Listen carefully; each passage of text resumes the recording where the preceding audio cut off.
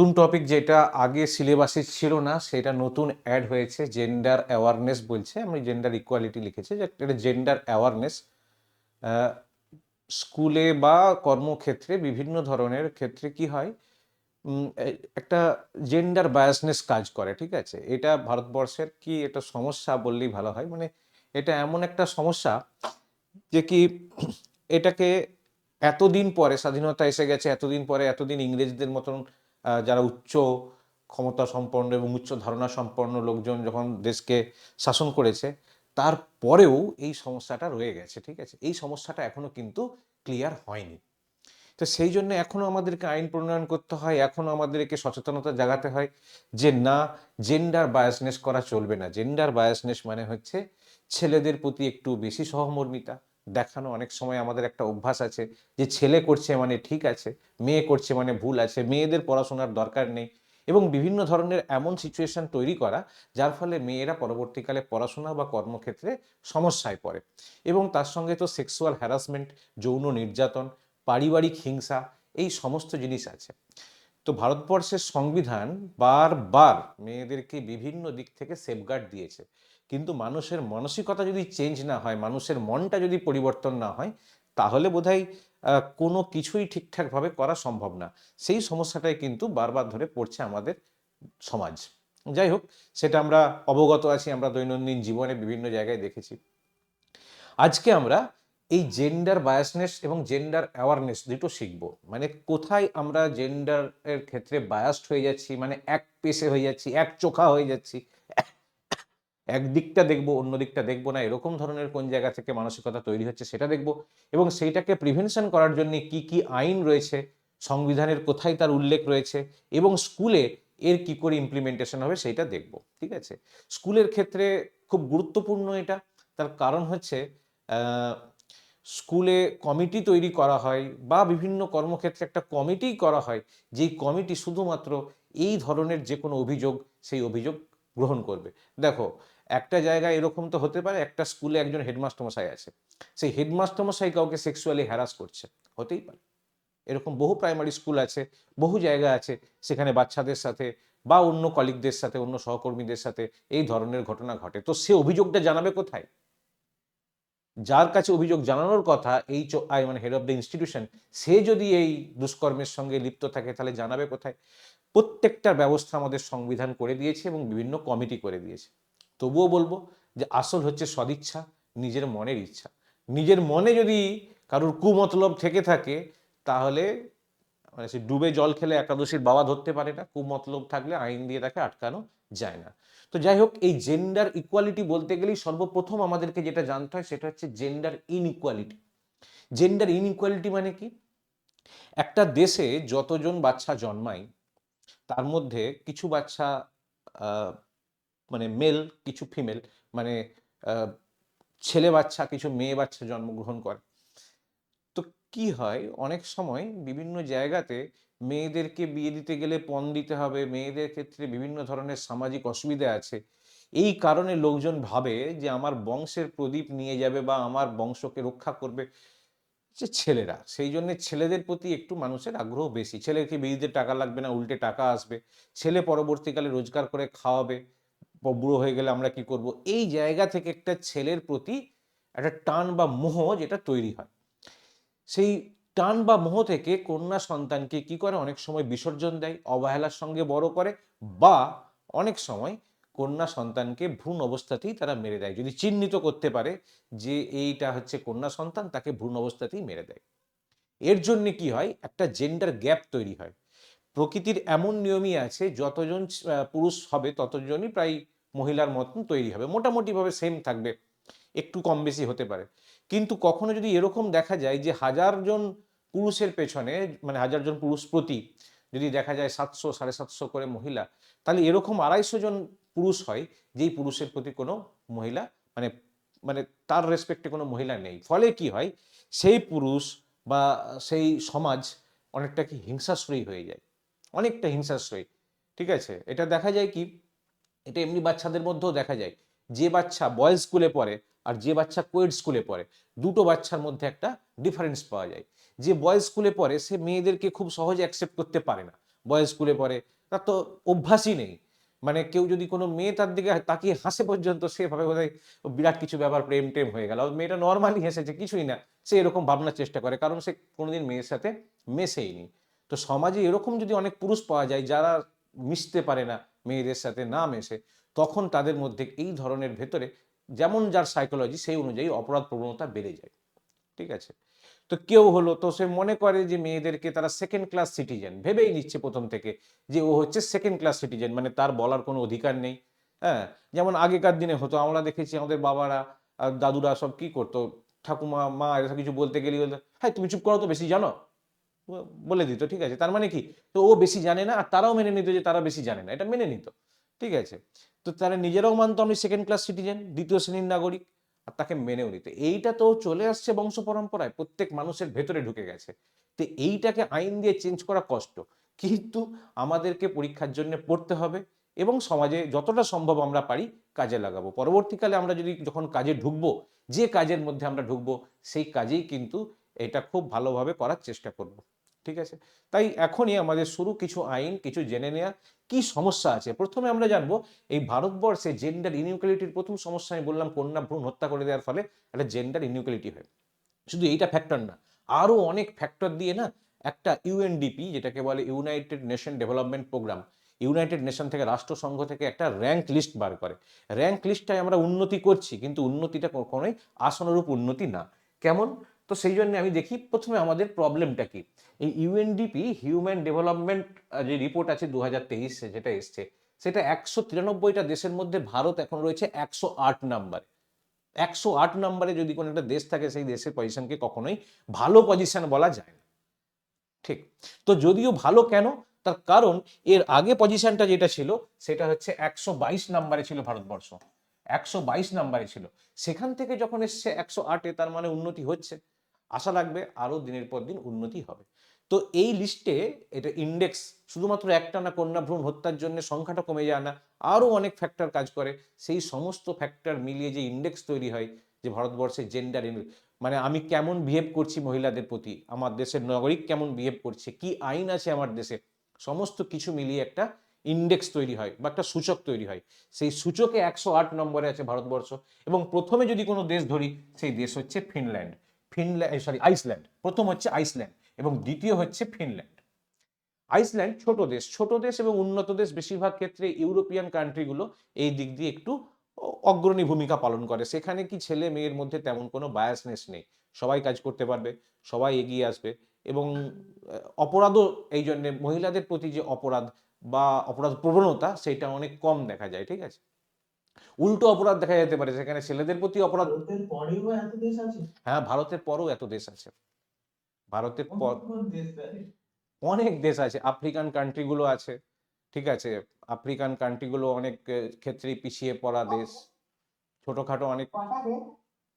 আমাদের দেশ তো এখন 198টার কাছাকাছি। ঠিক আছে, এবারে হিসাব বলতে গেলে 200 ছাড়িয়ে গেছে, কিন্তু সব দেশ সার্বভৌমত্ব নেই সব দেশের, এবং সব দেশ আবার ইউনাইটেড নেশনের আওতায় পড়ে না। মোটামুটি 198টা দেশকে এখন অব্দি ইউনাইটেড নেশন ভাগ করতে পেরেছে। যদিও এই সমস্ত লিস্ট কিন্তু সব দেশের আন্ডারে হয় না। যেমন 198টা দেশের মধ্যে এখন 193টা দেশের র্যাঙ্কিং হয়েছে, 193টা দেশের মধ্যে ভারতবর্ষ 108 নম্বরে। তাহলে বাকি দেশগুলোর অবস্থা আরো খারাপ। মানে সেখানে তো, মানে কি বলবো, ওই সেকেন্ড ক্লাস সিটিজেনও না, fourth class fifth class citizen হিসাবে মহিলাদেরকে ট্রিট করা হয়। ঠিক আছে, তাদের ওই যে তাহলে কেউ পড়াশোনা করবে না, কিছুই করবে না, বাইরে থাকবে ওইভাবে। হ্যাঁ, তুমি যখন একটা, মানে হাফ, অলমোস্ট হাফ, 40 কি 50% একটা জনসংখ্যাকে তুমি যখন পিছিয়ে রাখছো, ছোট করে রাখছো, তাহলে কি হচ্ছে, তোমার জনসম্পদ যেটাকে যেটাকে বলে হিউম্যান রিসোর্স, সেই হিউম্যান রিসোর্সটাই তো কমে গেল।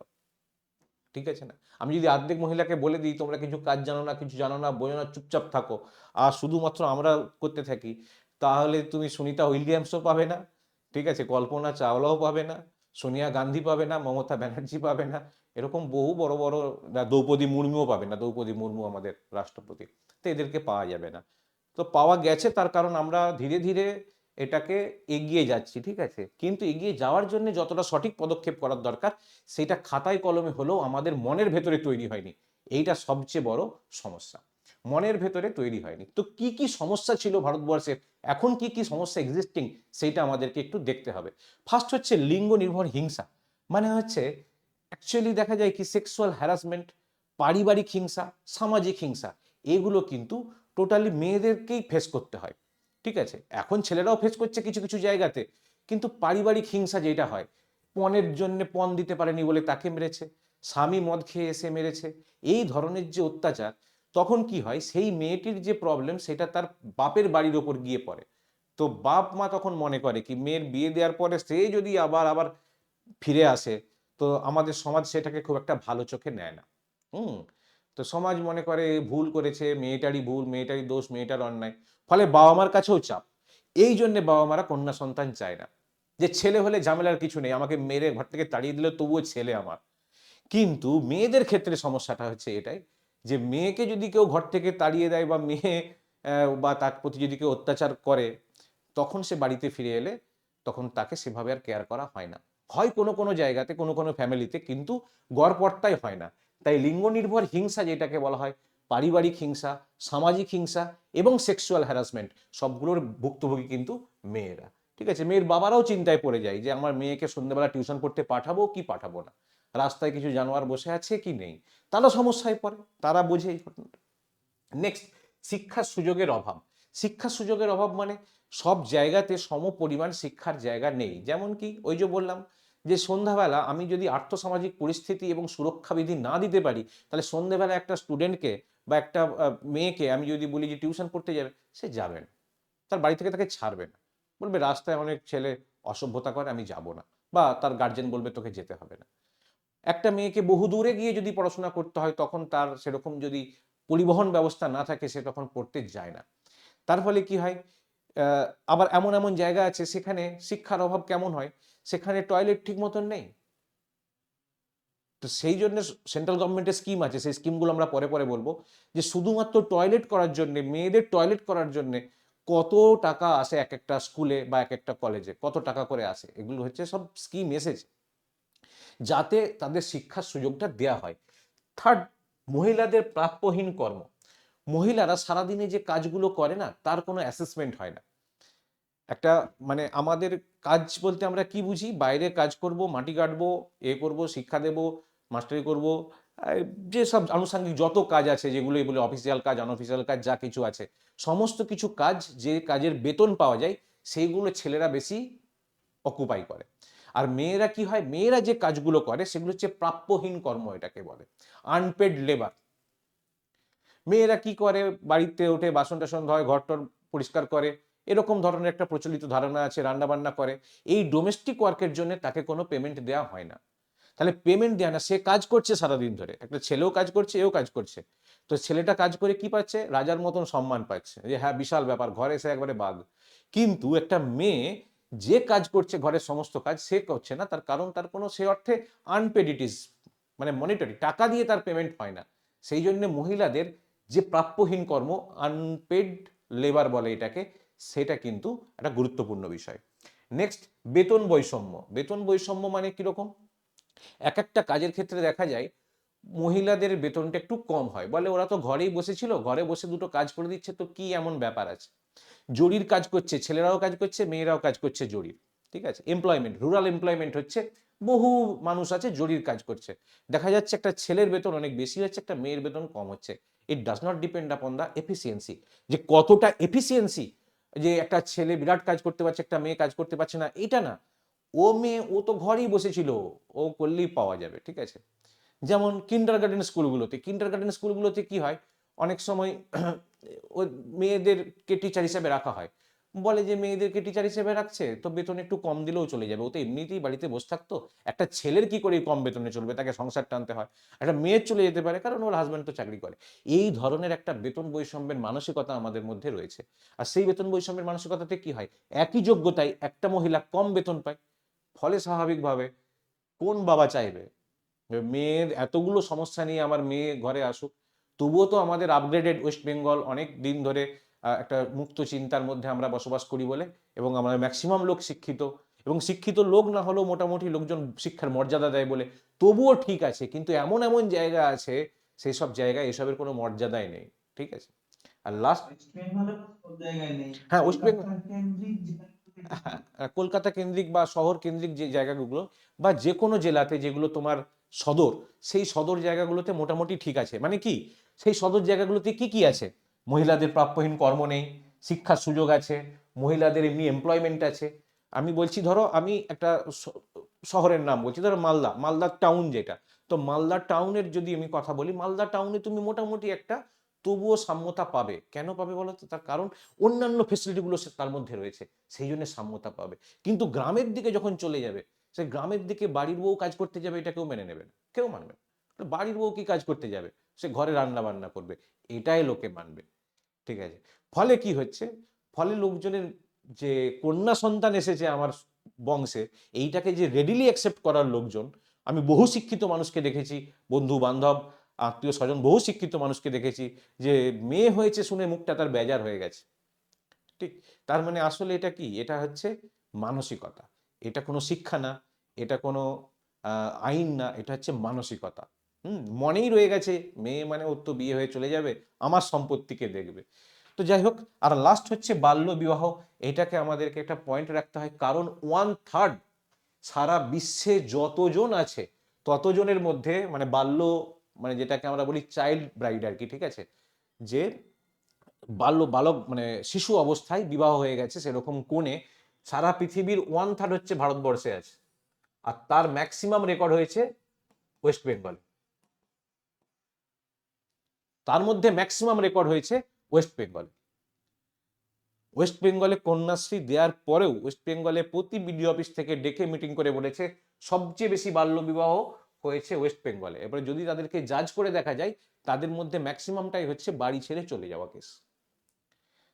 বাড়ির থেকে কিছু হয়েছে, এটাই এখন হচ্ছে, আর বিয়ে দিতে হবে। হ্যাঁ বিয়ে দিতে হচ্ছে না, বাড়ির থেকে চলে যাচ্ছে। স্কুল ছুটের সংখ্যা, যেখানে টাকা পয়সা দিয়ে তাদেরকে, মোবাইল দিয়ে তাদেরকে বিভিন্ন রকম ভাবে তাদেরকে কি করা হচ্ছে যাতে শিক্ষার আওতায় আনা যায়, কিন্তু সেই বাল্যবিবাহ কোনো মতে কন্ট্রোল করা যাচ্ছে না, কারণ ওই প্রেম ভালোবাসা হচ্ছে। হুম, হ্যাঁ, তো কি মানে, সোনা দিলেও কন্ট্রোল হবে না, সেটা নিয়ে চলে যাবে। ঠিক আছে, স্যার একটা কথা বলবো। বলো। ব- আমাদের এখানে ওয়েস্ট বেঙ্গলে শিক্ষা সংক্রান্ত এত প্রকল্প আছে, সত্যি কথা যত প্রকল্প আছে কোনোটা ভেরিফিকেশন করে না। না, এত মানে বাজে ভাবে সব পায়। না ভেরিফিকেশন তো করে না, ভেরিফিকেশন যে করবে তার আবার ভেরিফিকেশন বন্ধ হয়ে যাবে। তাকে বলা হবে এটা তোমাকে তো দিতে বলা হয়েছে, তোমাকে কি দেয়া বন্ধ করতে বলা হয়েছে? তোমাকে ভেরিফিকেশন করতে কে বলেছে? তারা 18 বছরের নিচে বিয়ে করে উপস্থিত থাকতে হ্যাঁ, রাজ্য। হ্যাঁ, দেখতে তাই বলবে। তো সিঁদুর টিঁদুর পরে আছে। তা আমার জানা জায়গাতে মানে আমার কর্মক্ষেত্রে আমি দেখেছি যে সে সিঁদুর কি করেছে, তাকে বলেছে এই সিঁদুর তুলে দিয়ে চলে আসবি, ও 25,000 টাকা পাবি এমনি এমনি নাকি, তো পেয়ে যাবি। তারপরে আবার ওই বিয়েটা দেখাবি আর একটা রূপশ্রী প্রকল্পে 25,000 টাকা। সে তখন 50,000 টাকার লোভে সিঁদুর ফিঁদুর, লোভ ব্যাপার না, সে সিঁদুর পড়লে কি না পড়লে কি, সে সিঁদুর টিঁদুর তুলে দিয়ে মন্ডি চলে এসেছে। এবার এটা কিন্তু পার্সোনালি ভেরিফাই করার দরকার বিডিওর, নাহলে বিডিও অফিসের, বিডিও সাময়িক মানে বিডিও গোত্রের কোনো অফিসারের পার্সোনালি ভেরিফিকেশন করার দরকার।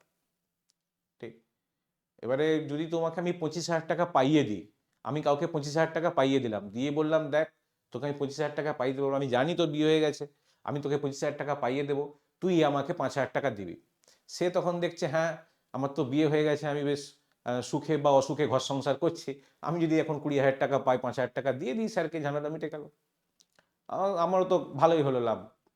এরকম সবাই লাভে চলছে, মানে সবাই মোটামুটি কোনো না কোনো দিক থেকে ম্যানেজ করে লাভে চলছে।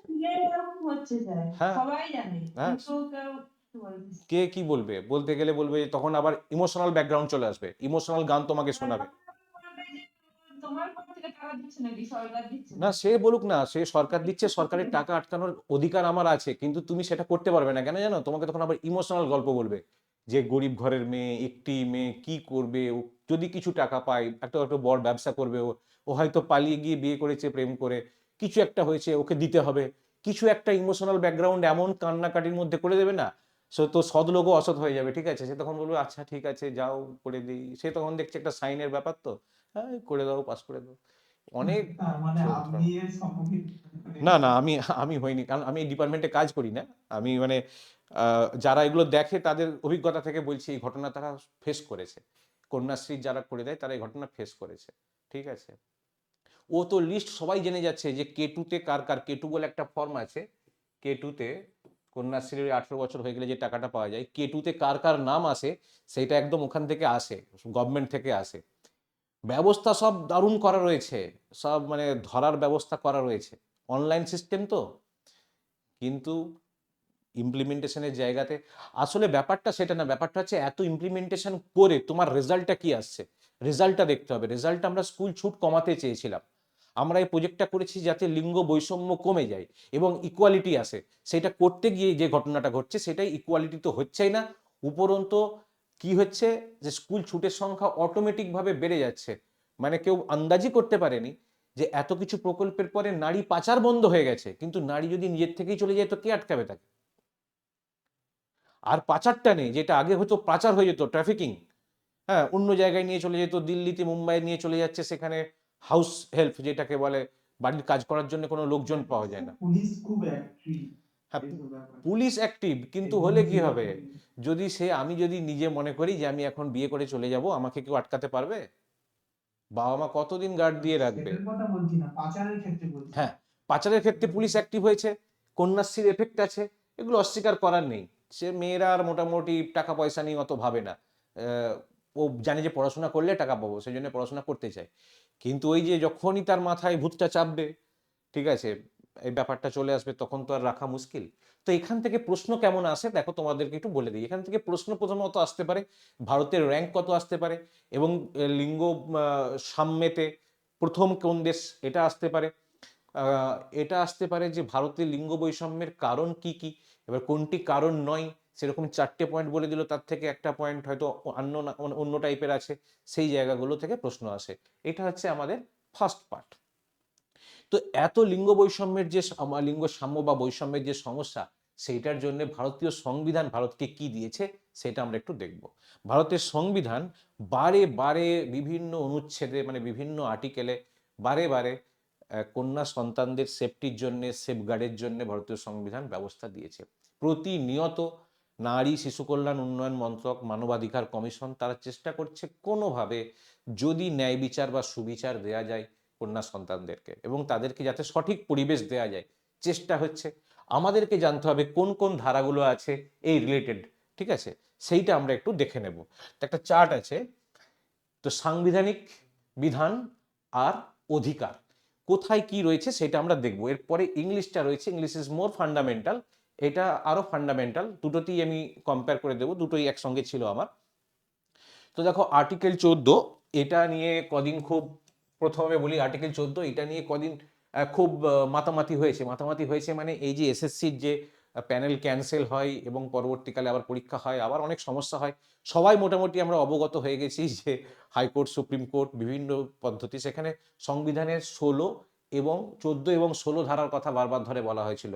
এই 14 নম্বর সংবিধানটাতে আছে কি, fundamental right to equality and equal protection of law. ঠিক দেখো, এখানে বলা হচ্ছে 14 নম্বর অনুচ্ছেদে কি বলা হয়েছে, সমতা এবং আইনের সমান সুরক্ষার মৌলিক অধিকার। মানে আইনের চোখে প্রত্যেকে হবে সমান, কেউ কম বেশি আগে পিছে কেউ হবে না, প্রত্যেকে হবে সমান, এইটা বলেছে 14 নম্বর ধারা। এই 14 নম্বর ধারাতেই এসএসসি প্যানেলটা ক্যান্সেল হয়েছিল। প্যানেলটা ক্যান্সেল হওয়ার কারণটা যদি তুমি দেখো তাহলে বুঝতে পারবে। ওখানে বলছে কেউ কেউ যদি চাকরি চুরি করে নেয়, তাহলে কি হয়েছে, তার জন্য বাকি যেসব ক্যান্ডিডেট পরীক্ষা দিয়েছিল তারা তো বঞ্চিত হয়েছে। তারা যদি বঞ্চিত হয় তাহলে একই পরীক্ষাতে, একই সিস্টেমে যদি কেউ বঞ্চিত হয়ে যায়, তাহলে তারা তো সংবিধান স্বীকৃত যে আইন 14 নম্বর ধারা, সেইটাতে তারা তো ফেলিওর হয়ে গেল, তাদেরকে তো সেই সুরক্ষা দেওয়া গেল না। তো এই সুরক্ষাতে প্যানেল ক্যান্সেলও করা যায়, আবার প্যানেল রেখেও দেওয়া যায়। ঠিক আছে, বিচারপতিরা প্যানেল ক্যান্সেল করেছিলেন, অনেক কিছু ফ্যাক্টর কাজ করেছিল। 14 নম্বর ধারাটা একটু আমাদেরকে মনে রাখতে হবে।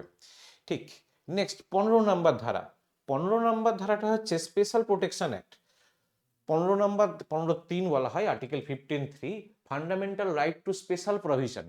কিছু কিছু স্পেশাল প্রভিশন দেওয়া রয়েছে। স্পেশাল প্রভিশন কাদেরকে দেওয়া হয়, স্পেশাল প্রভিশন কোনো জনজাতিকে দেওয়া হতে পারে, স্পেশাল প্রভিশন শিশুদেরকে দেওয়া হতে পারে, স্পেশাল প্রভিশন কোনো কোনো এলাকাভিত্তিক কোনো মানুষজনকে দেওয়া হতে পারে, আবার স্পেশাল প্রভিশন দেওয়া হতে পারে আমাদের নারীদেরকে। এই স্পেশাল প্রভিশনের অপশানটা রাখা আছে আর্টিকেল 15। 21 এটা নম্বর, 15 ব্র্যাকেটে 3 কেন? হ্যাঁ 3, মানে ওটা 3-এর ভাগ, মানে 15 15 15 এরকম 15 বলা হয় এটাকে, ঠিক আছে। যেমন 21 এ, হ্যাঁ এই যে যেমন 21 এ, ঠিক আছে, সেরকম 15 সংবিধানে এবিসিডি আছে, 3 আছে ওই জন্য। হ্যাঁ হ্যাঁ হ্যাঁ, সংবিধানে এবিসিডিও আছে, 1 2 3ও আছে, ঠিক আছে। এবিসিডি হচ্ছে এক একটা প্যারা, মানে এক একটা পার্ট এক একজনের জন্য, ঠিক আছে। আর একটা আইনকেই যখন ভাঙা হবে, মানে বিভিন্ন লোকের জন্য আলাদা আলাদা প্রভিশন, সেগুলোকে 1 2 3 করে করা হয়, ঠিক আছে। ধরো ব্যাপারটা কিরকম একটু বলি, তাহলে বুঝতে সুবিধা হবে। ধরো একটা আমি আইন করলাম যে শিশুদের মৌলিক অধিকার হচ্ছে শিক্ষা, ঠিক। আরেকটা আইন করলাম শিশুর মৌলিক অধিকার হচ্ছে পুষ্টি, আরেকটা আছে শিশুর মৌলিক অধিকার হচ্ছে স্বাস্থ্য। এই তিনটেকে আমি করব এ বি সি, ঠিক। এবারে এর মধ্যে এই শিক্ষাতে আমি কাদেরকে কাদেরকে যদি রাখার চেষ্টা করি, যদি মনে করি শিক্ষার মধ্যে আমি রাখবো শিশুদের, শিক্ষার মধ্যে আমি রাখবো কলেজ পড়ুয়া স্টুডেন্টদের, শিক্ষার মধ্যে আমি রাখবো শিক্ষকদের, ঠিক, টিচার্স এডুকেশন শিক্ষকদেরকে রাখবো, তখন এটাকে বলা হবে 1 2 3। বুঝতে পেরেছো? মানে একই আইনের যদি 3টে অংশ হয় সেটাকে 1 2 3 করে রাখা হয়। ক্লিয়ার? তো next article number 21। Article number 21-এ বলছে fundamental right to life and personal liberty. এরই একটা অংশ হচ্ছে পার্ট, যেটাকে বলেছিলাম আমরা, মনে আছে তোমাদের নিশ্চয়ই, যে কি fundamental right? Right two free and compulsory elementary education to all children. 21 এর হ্যাঁ, 21 এ, যেটাই আমাদের 6 থেকে 14 বছর বয়সী শিশুদেরকে কি দেওয়া হয়েছে? বিনামূল্যে সমস্ত কিছু বিনামূল্যে, পড়াশোনা। হ্যাঁ বাধ্যতামূলক শিক্ষা দেওয়ার ব্যবস্থা করা হয়েছে, আবশ্যিক শিক্ষা। Article 23-24 fundamental right against exploitation. Fundamental right against exploitation মানে কি? যদি কেউ তোমাকে ব্যবহার করে, অপব্যবহার করে, ঠিক আছে, তোমাকে যদি কেউ অত্যাচার করে, তার এগেনস্টে তোমাকে সংবিধান একটা রাইট দিয়েছে, ফান্ডামেন্টাল রাইট, মৌলিক অধিকার, যে তোমাকে কেউ খারাপভাবে ব্যবহার করতে পারবে না, এক্সপ্লয়েট করতে পারবে না, তার নিজের কাজে ব্যবহার করতে পারবে না, তার মতন করে ব্যবহার করতে পারবে না। সেইটা হচ্ছে কোথায় রয়েছে? 23-24। এই যে ল রয়েছে 23-24-এ না, এখান থেকেই ভেঙে ভেঙে বিভিন্ন ধরনের ল তৈরি হয়েছে, পরবর্তীকালে আমরা দেখব। তো এখানে কয়েকটা পার্ট আমাদেরকে খুব ভালো করে মনে রাখতে হয়। নেক্সট যদি আমি এটা দেখি, সরি, যে 23-24 শোষণের বিরুদ্ধে মৌলিক অধিকার, ঠিক, যে আমাকে কেউ এক্সপ্লয়েট করছে, যেটা 39 অর্থনৈতিক প্রয়োজনের কারণে স্বাস্থ্য এবং নির্যাতনের হাত থেকে স্বাধীনতার অধিকার। অর্থনৈতিক প্রয়োজনের কারণে মানে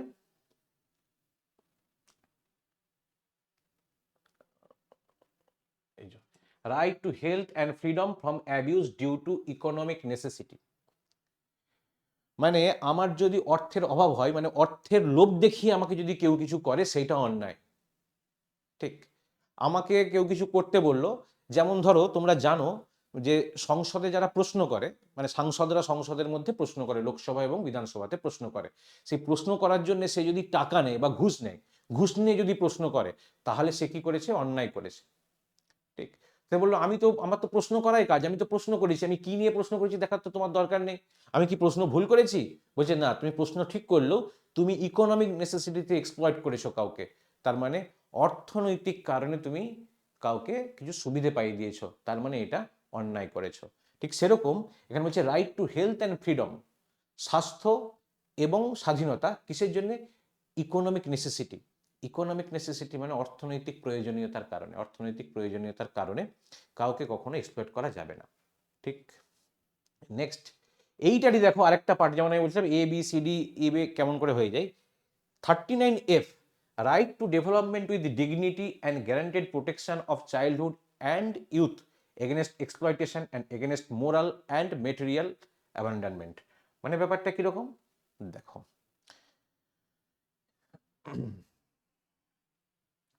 এটাকেই এখানে এটা হচ্ছে অ্যাকচুয়ালি 39ই হবে, এটা 39-এ মর্যাদা সহ বিকাশের অধিকার, শোষণ এবং নৈতিক ও বস্তুগত পরিত্যাগের বিরুদ্ধে শৈশব ও যুবকদের নিশ্চিত সুরক্ষা। তার মানে কি? তার মানে হচ্ছে মর্যাদা সহ বিকাশ। মর্যাদা সহ বিকাশ মানে কাউকে যদি আমি ছোট করি, হ্যাটা করি, খারাপ করি, সেইটা কিন্তু ভারতের সংবিধান অনুযায়ী অপরাধ। তাই কোনো কন্যা সন্তানকে যদি আমি বড় করার সময় বা তাকে মানুষ করার সময় তাকে যদি ছোট করে মানুষ করি, তার যদি মর্যাদায় আমি আঘাত করি, তাহলেই সেটা অপরাধ। এই জায়গা থেকেই চলে আসে ওই যে শিশুকে মারা যাবে না, সেটাকে অ্যাটপার বলা হয়। কোনো শিশুকে মারা বা বকা, মানসিক শাস্তি দেওয়া যাবে না, যেটা সংবিধানের ওই 21A বলা আছে। সেইটার ব্যাখ্যাটা যখন করা হয়, ব্যাখ্যা সাপোর্টিভ আইন হচ্ছে 39F, 39-এরই F নাম্বার হচ্ছে এটাই।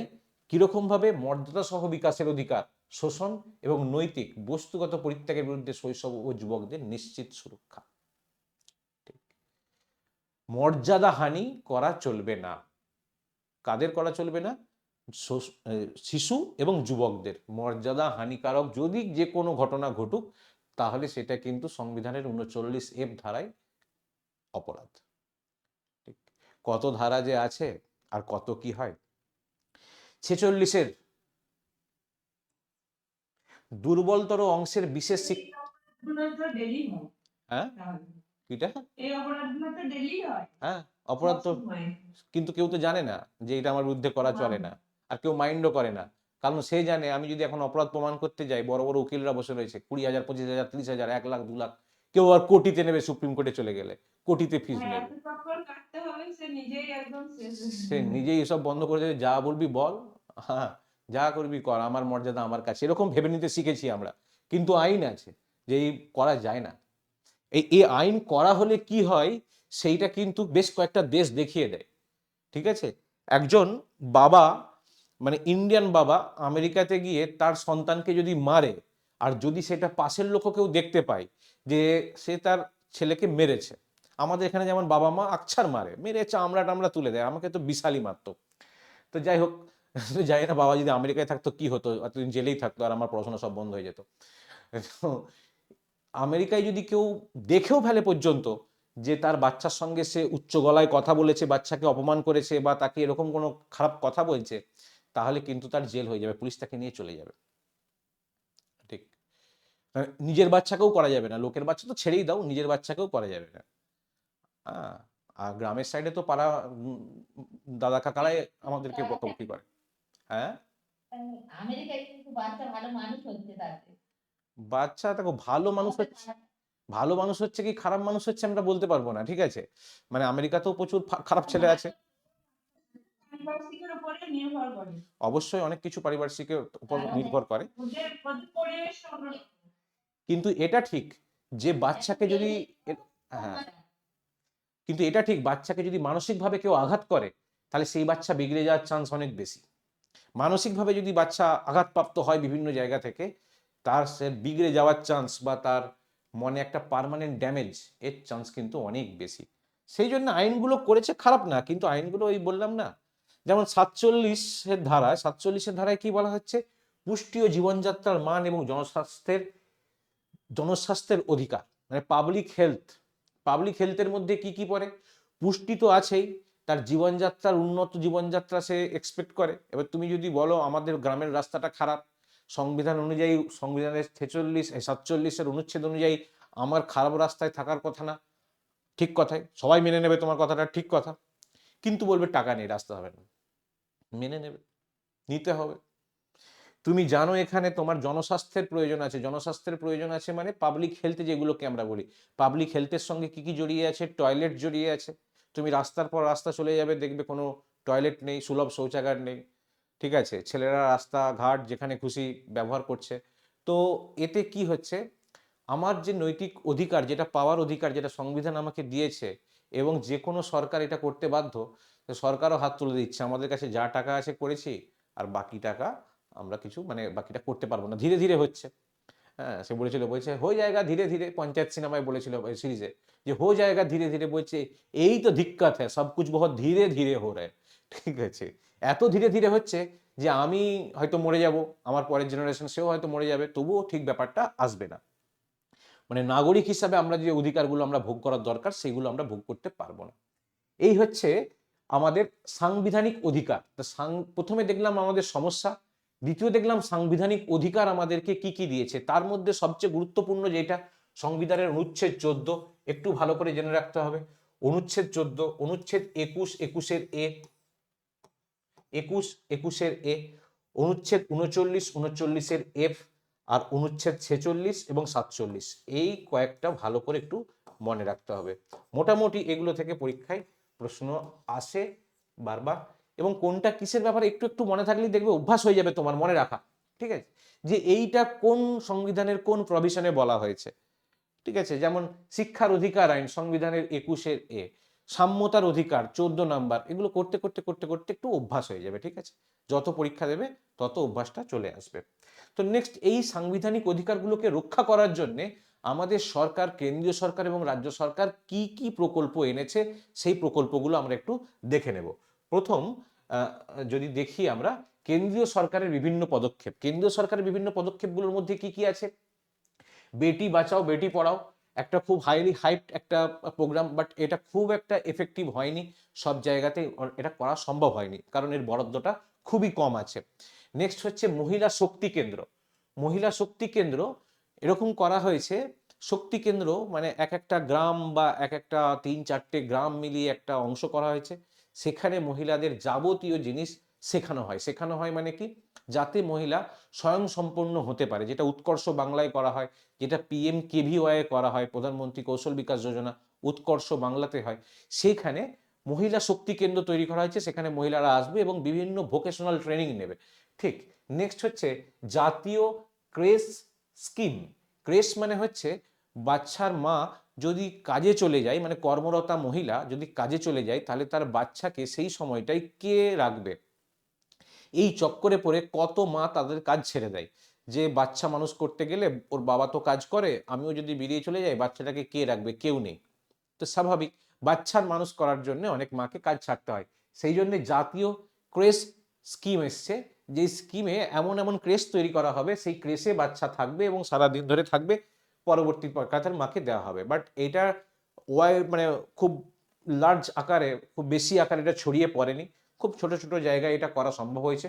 আশা করা যায় পরবর্তীকালে এটা ঠিক হয়ে যাবে। নেক্সট নেক্সট রয়েছে PM মাতৃবন্দনা যোজনা। মাতৃবন্দনা যোজনা, প্রধানমন্ত্রী মাতৃবন্দনা যোজনা। মাতৃবন্দনা যোজনাতে কি বলা হচ্ছে, যে কোনো মা, সন্তান সম্ভবা মা বা সদ্যজাত সন্তানের মা, তার যে পুষ্টিগুণ, তার যে খাবার, সেই খাবারের পূর্ণ দায়িত্ব হচ্ছে সরকারের। যদি তার মা এলিজিবল হয়, যদি তার মা আর্থিকভাবে সচ্ছল হয়, তাহলে সে তো নিজেই করবে। যদি কেউ না করে, তাহলে তার সম্পূর্ণ দায়িত্ব হচ্ছে সরকারের। সরকার তাকে তার সাধ্যমতো ডিম, দুধ, তারপর হচ্ছে তোমার কি ডাল, এইসব সাপ্লাই করবে, ঠিক আছে। এইটার জন্য বরাদ্দ আসে, এবং ওই যে বিভিন্ন লোকেরা নাম নিয়ে যায়, আশাকর্মী আছে, অঙ্গনওয়াড়ি কর্মীরা আছে, তারা নাম টাম নিয়ে যায়, নিয়ে গিয়ে এই প্রকল্পগুলো চালায়। অ্যাকচুয়ালি এই প্রকল্পগুলো বিভিন্ন সময় বিভিন্নভাবে আমাদের কাছে আসে, কখনো এর নাম বদলে চলে আসে, কখনো একটা ছোট স্কিম বেরিয়ে আসে, সেই স্কিমটাকে চালনা করা হয়, কিন্তু এটা লাগে। নেক্সট হচ্ছে সুকন্যা সমৃদ্ধি যোজনা। সুকন্যা সমৃদ্ধি যোজনা হচ্ছে, কন্যা সন্তান যদি কারুর থাকে, তাহলে তার নামে টাকা রাখা যায়, মানে ব্যাংক অ্যাকাউন্ট করা যায়, ঠিক আছে, এবং সেই অ্যাকাউন্টে সুদের হার অনেক বেশি, ঠিক আছে। সেইটাকে সুকন্যা সমৃদ্ধি যোজনা বলে। যদি কারোর কন্যা সন্তান থাকে, সেই কন্যা সন্তানের নামে ব্যাংক অ্যাকাউন্ট করতে হয়, তার বাবা বা মা সেই অ্যাকাউন্টকে পরিচালনা করে, এবং সেই অ্যাকাউন্টে সুদের হার অনেক বেশি, এটাকে বলা হয় সুকন্যা সমৃদ্ধি যোজনা। আগে এটা করলে ট্যাক্স ছাড়ও পেত। নেক্সট হচ্ছে নির্ভয়া তহবিল। আমরা জানি নির্ভয়া একটা ভয়ঙ্কর হত্যাকাণ্ড, গণধর্ষণ এবং হত্যাকাণ্ড ঘটে গেছিল দিল্লিতে। দিল্লিতে যখন UPA 2 গভর্নমেন্ট, মানে কংগ্রেস সরকারের যখন পতন হয়, তার ঠিক আগে আগেই এই নির্ভয়া হত্যাকাণ্ড বিশাল মানে তোলপাড় ফেলে দেয় সারা দেশ জুড়ে, ঠিক আছে। যেমন আরজিকর কাণ্ডে আমাদের ওয়েস্ট বেঙ্গলে তোলপাড় পড়ে গেছিল, সেরকম নির্ভয়া কাণ্ডে সারা দেশ জুড়ে তোলপাড় পড়ে গেছিল। তারপর একটা তহবিল করা হয়, তহবিল মানে ফান্ড, যেই ফান্ডে টাকা জমা হয় শুধুমাত্র নারীদের সুরক্ষার জন্য, সেই টাকা ব্যবহার করা হবে, সেটা নির্ভয়া তহবিল বলে। আর লাস্ট হচ্ছে ওয়ান স্টপ সেন্টার। এটা সবারই ক্ষেত্রে আছে। ওয়ান স্টপ সেন্টার মানে এটা সিঙ্গেল উইন্ডো প্রসেসের মতন। যেমন আমরা শিল্পক্ষেত্রে দেখেছি সিঙ্গেল উইন্ডো প্রসেস, মানে একজন শিল্পপতি যদি কোনো জায়গায় শিল্প স্থাপন করতে আসে, তাকে আর এই দিক সেই দিক কোনো যাওয়ার দরকার নেই, ওখানেই তুমি কাগজপত্র জমা দাও, ওখানেই সমস্ত প্রসেসিং হয়ে বেরিয়ে আসবে।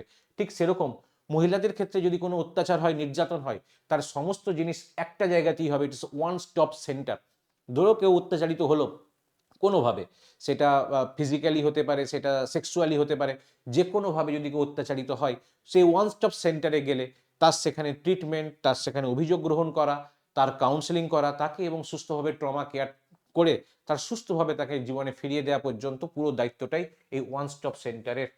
তাই এই ওয়ান স্টপ সেন্টার স্টেট যেমন সেন্ট্রালের আছে, সেরকম স্টেটের আছে।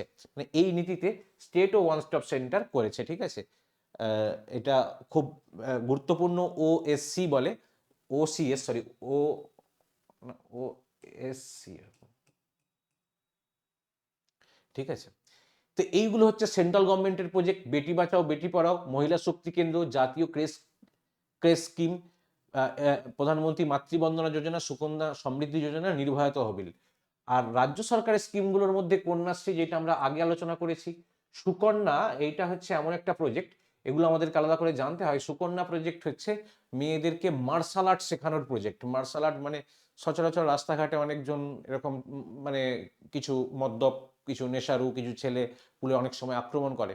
তাদের হাত থেকে প্রাথমিকভাবে বাঁচার জন্যে কিছু হাতে কলমে কিছু আর্ট থাকে, মানে মার্শাল আর্ট, যেগুলো দিয়ে সে ক্যারাটে এই টাইপের জিনিস তো ওভারকাম করতে পারে সেই ধরনের সমস্যা রাস্তাঘাটে পড়লে। সেই জন্যে সুকন্যা এই প্রকল্পে কি শেখানো হয়, তাদেরকে বিনামূল্যে ক্যারাটে শেখানো হয়, এবং বিভিন্ন স্কুলে এই সুকন্যার প্রজেক্ট থেকে বিভিন্ন লোককে পাঠানো হয়, তাদেরকে অলরেডি অ্যাসাইন করা রয়েছে যে আপনারা আপনারা এই স্কুলে যাবেন, সেখানে গিয়ে সেখানকার মেয়েদেরকে ক্যারাটে শেখাবেন এবং চেষ্টা করবেন তাদেরকে স্বাবলম্বী করে তোলার, মানে এরকম রাস্তাঘাটে কোনো সমস্যার ক্ষেত্রে। রূপশ্রী কথাটা আমরা জানি যে বিবাহযোগ্যা, মানে 18 বছরের পরে যদি কোনো মেয়ে বিয়ে করে, তো বিয়ের সময় এককালীন 25,000 টাকা গভর্নমেন্ট থেকে দেওয়া হয়। নেক্সট হচ্ছে লক্ষ্মীর ভাণ্ডার, এটা বলার অপেক্ষা রাখে না, সবাই জানে। স্বাবলম্বন বলে একটা প্রকল্প আছে স্টেট গভর্নমেন্টের। স্বাবলম্বন প্রকল্প মানে হচ্ছে বৃত্তিমূলক শিক্ষা। গ্রামাঞ্চলে অনেক সময় বিভিন্ন ধরনের কাজ হয় যেগুলো কোথাও পড়ানো হয় না। এই কথাগুলো কি ছিল, এগুলো ছিল কনভেনশনাল, মানে আমি জানি যেমন সোনার কাজ, আমি যদি সোনার কাজ শিখতে যাই, হ্যাঁ, গোল্ড জুয়েলারির কাজ যেগুলো হয়, সেগুলো কি আমার কোনো জায়গায় পড়ার ব্যবস্থা আছে? নেই। কিন্তু বিরাট ডিমান্ড, যারা শেখে তারা প্রচুর টাকা ইনকাম করতে পারে। কারণ এখানে কাজ খুব একটা সহজ না। বা মিষ্টির দোকানের মিষ্টি তৈরি করা কেউ তো শেখায় না যে মিষ্টি কী করে তৈরি করতে হয়। বড় বড় খাবারের জন্য, কেক বানানোর জন্য এখন কলেজ হয়ে গেছে, কালিনারি আর্টস বলে সেগুলোকে, যে খাবার বানাচ্ছে, এই ডিশ ওই ডিশ করছে, বড় রেস্টুরেন্টের শেফ হয়ে যাচ্ছে, হোটেল ম্যানেজমেন্ট পড়ছে।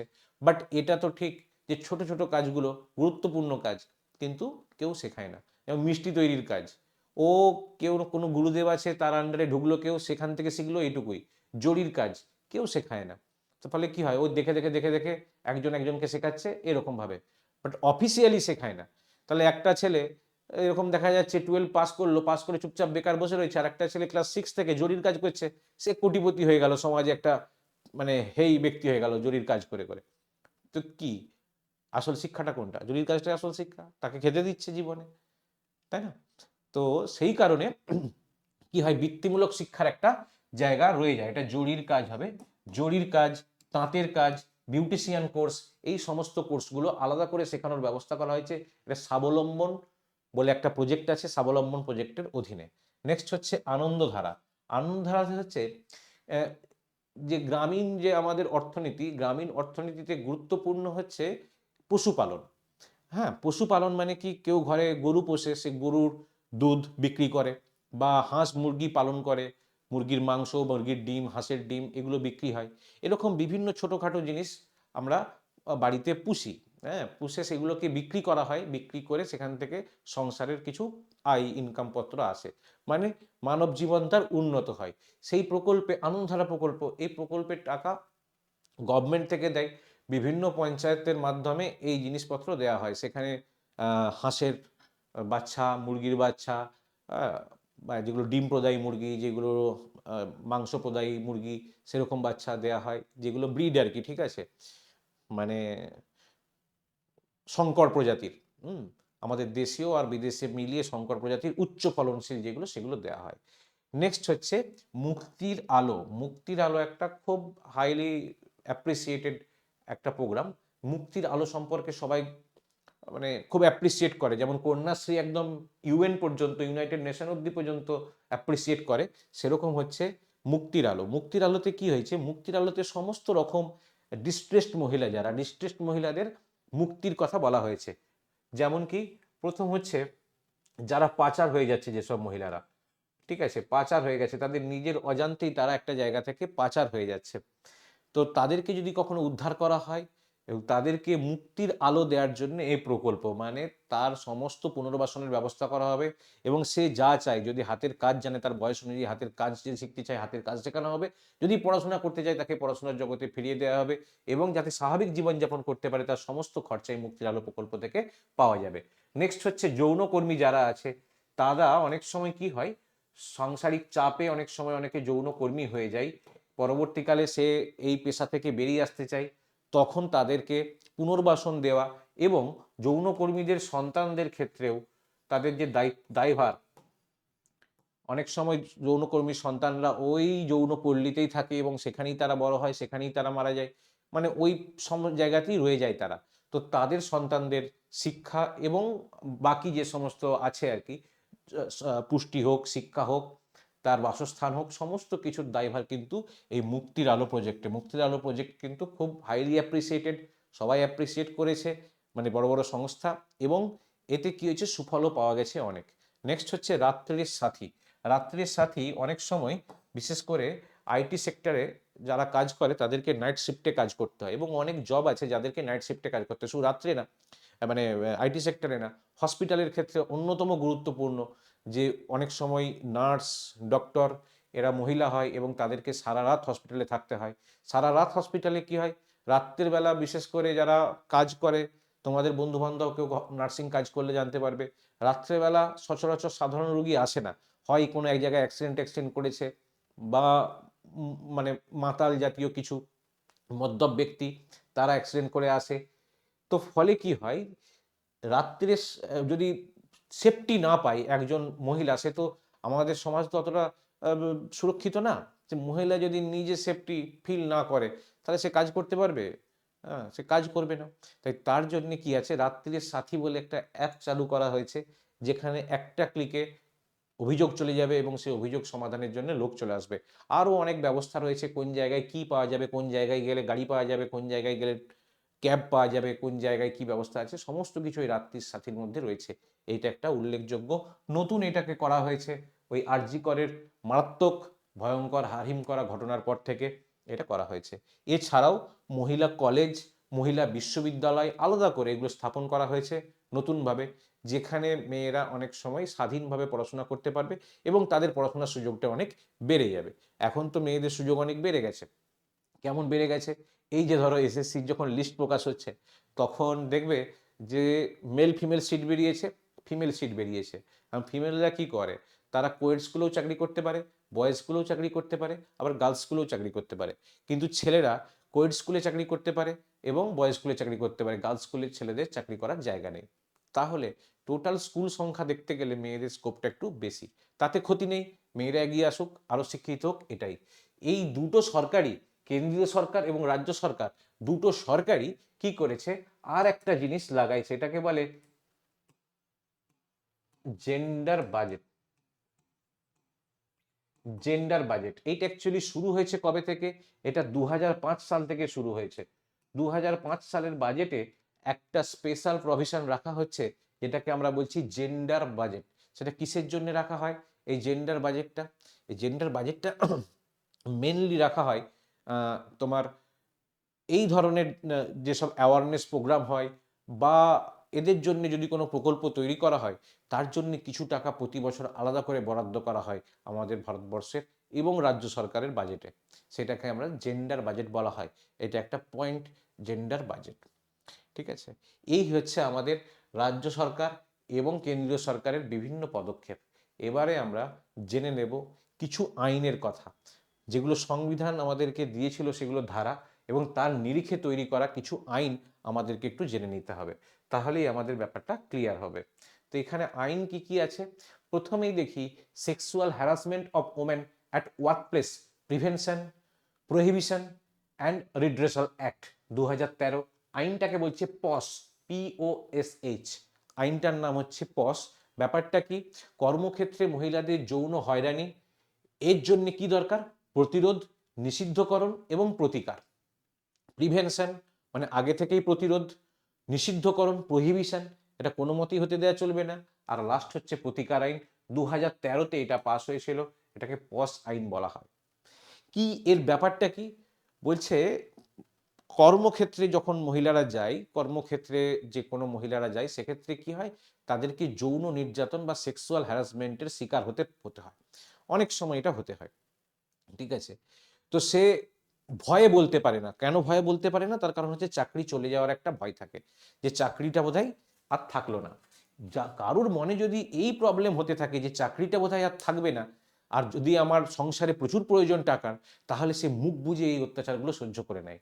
কিন্তু আইন বলছে, এই যে পস আইন আছে, সেই আইনে এর কড়া শাস্তি আছে, কড়া শাস্তি আছে।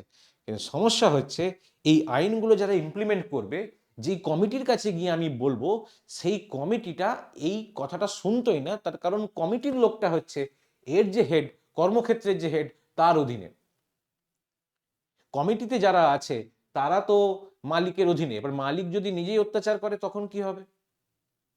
তাই তারা শুনতো না, বলতো ও সব শুনে লাভ নেই, ও যা হয়েছে হয়েছে, একটা কর্মী চলে গেলে কিছু নেই, কিন্তু মালিক যদি জেলে চলে যায় তাহলে আমাকে বাঁচাবে কে, সেই জন্যে তারা শুনতো না।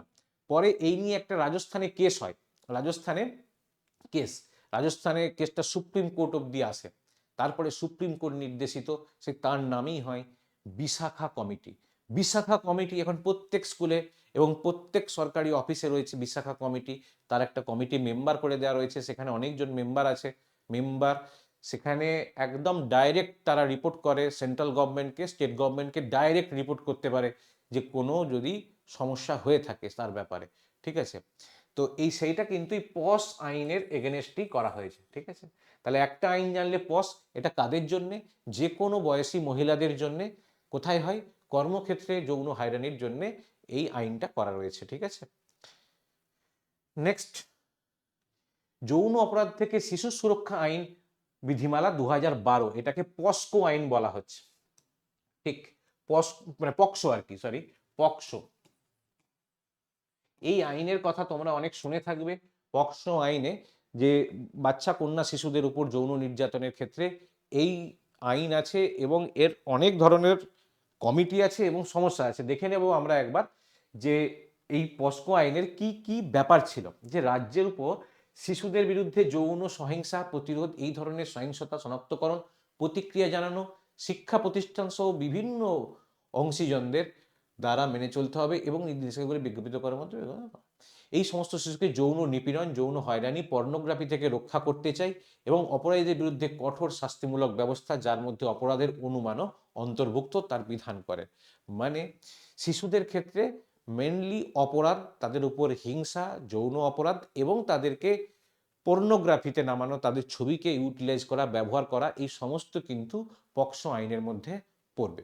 এবং এতে কি হয়, এতে অনুমানও করা যায় যে এই ব্যক্তির, যে তার গতিবিধি দেখে বুঝতে পারা যাচ্ছে এই ব্যক্তির একটা প্রবাবিলিটি আছে, সম্ভাবনা আছে যে এই ব্যক্তি এই ধরনের অপরাধ ঘটাতে পারে, তাকেও এই পক্সো আইনের অধীনে আনা যায় এবং বিচার করা যায়, ঠিক আছে।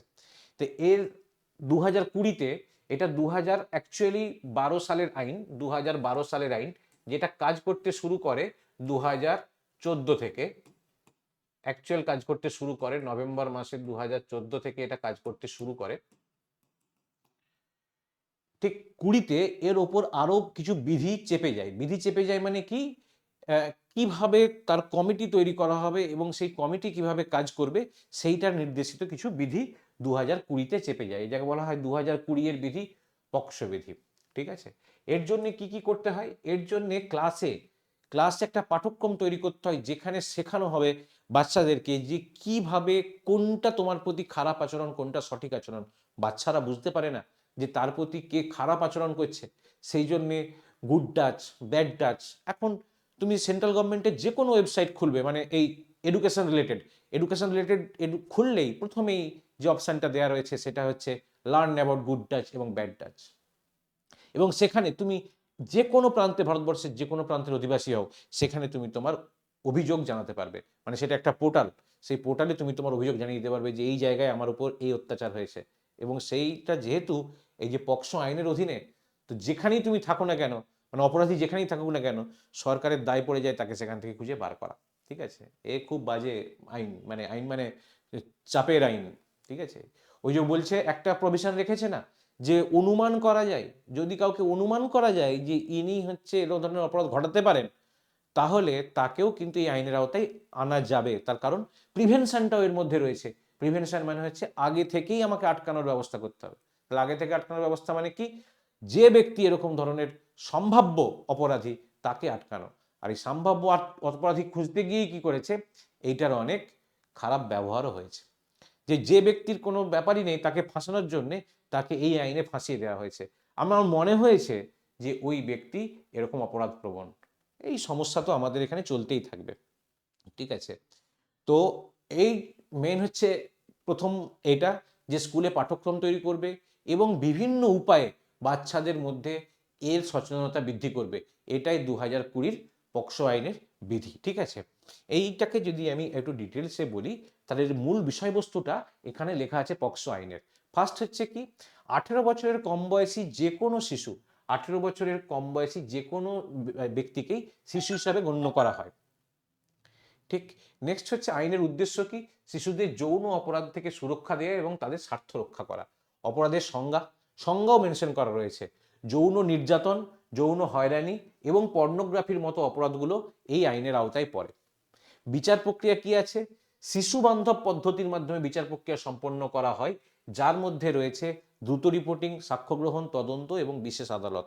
বিশেষ আদালত মানে হচ্ছে ফাস্ট ট্র্যাক আদালত, ফাস্ট ট্র্যাক কোর্ট। ব্যাপারটা কিরকম, ব্যাপারটা হচ্ছে এই ধরনের যে সমস্যাগুলো, এই সমস্যার বিচার পদ্ধতিটাও বড় জটিল। দেখো, প্রথমত সামাজিক সমস্যা, কেউ তো গিয়ে বলতে পারে না আমার উপর এরকম অত্যাচার হয়েছে। তারপরে যদি সে গিয়ে বলে, তাকে এমন এমন কোশ্চেন করবে যে সে মনে করে এই কোশ্চেনগুলো মানে আর একবার হিউমিলিয়েশন, মানে আর একবার আমাকে শেষ করে দিচ্ছে এই প্রশ্নগুলো করে, সবারই সামনে অপমান করতে। খুব কম এরকম অকুতোভয় মেয়ে আছে বা মানুষ আছে যারা সবার সামনে বলতে পারে যে এই সমস্যা হয়েছে, আমার সঙ্গে এটা অন্যায় হয়েছে। এটা বলার কিন্তু আমাদের সাধারণ ঘরের মেয়েদের জেনারেলি থাকে না। ফলে কি হয়, এই যে বিচার প্রক্রিয়াটা করাই যায় না। যার এগেনস্টে অভিযোগ, তার লালচোখ হতে পারে, তার ক্ষমতা হতে পারে, করাই যায় না। সেই জন্য প্রভিশন রাখতে হয়েছে, শিশু বান্ধব পদ্ধতির মাধ্যমে বিচার করতে হবে। শিশু বান্ধব পদ্ধতি মানে শিশুটা মানসিকভাবে আঘাত পাবে সেরকম কোনো জিনিস এখানে তুমি আনতে পারবে না। ঠিক আছে, শিশু বান্ধব পদ্ধতি যেমন শিশুকে, বাচ্চাকে স্কুলে পড়াতে হয়, সেই পদ্ধতি মেনেই তোমাকে এই কাজটা করতে হবে। যার মধ্যে রয়েছে দ্রুত রিপোর্টিং, ফাস্ট করতে হবে, সাক্ষ্য গ্রহণ তো থাকবেই, আর বিশেষ আদালত, ফাস্ট ট্র্যাক আদালত। ফাস্ট ট্র্যাক আদালত কি করে, কোনো বিচারের বা কোনো অপরাধের তাড়াতাড়ি দ্রুত নিষ্পত্তি করে, মানে তার আর অন্য কোনো কেস নেই, শুধু ওই কেসটাই পরপর প্রতিদিন শুনবে। আর আইনটি 2014 সালের 14ই নভেম্বর থেকে কার্যকর করা হয়েছে। 14ই নভেম্বর কেন কার্যকর করা হয়েছে 14ই নভেম্বর থেকে, কারণ 14ই নভেম্বর হচ্ছে কি দিবস, শিশু দিবস। শিশু দিবস, সেই কারণেই 14ই নভেম্বর থেকে এইটাকে কার্যকর করা হয়েছিল। এটা একটা ভারতবর্ষের খুব বড় আইন। ঠিক আছে, ইউনিসেফ মানে হচ্ছে ইউনাইটেড নেশনের যে আমাদের ইউনিসেফ, ইউনিসেফ এর পেছনে বহু টাকা ভারতবর্ষে দেয়, এই প্রোগ্রামের পেছনে বহু টাকা, যাতে এই অ্যাওয়ারনেসটা বাড়ানো যায়। ঠিক আছে, সারা বিশ্ব জুড়ে একটা শিশু মানে সারা বিশ্বের সম্পদ। একটা শিশু একটা দেশের সম্পদ, একটা রাজ্যের বা একটা মা বাবার সম্পদ না, তাই না? একটা শিশু বড় হয়ে যা কিছু করবে সে সমাজের মঙ্গলের জন্যই করবে, আমাদের সমাজকে এগিয়ে নিয়ে যাওয়ার জন্য করবে। সেই জন্য সবাই এর পেছনে পড়ে রয়েছে যে না, কারোর উপর কোনো অত্যাচার হওয়া চলবে না।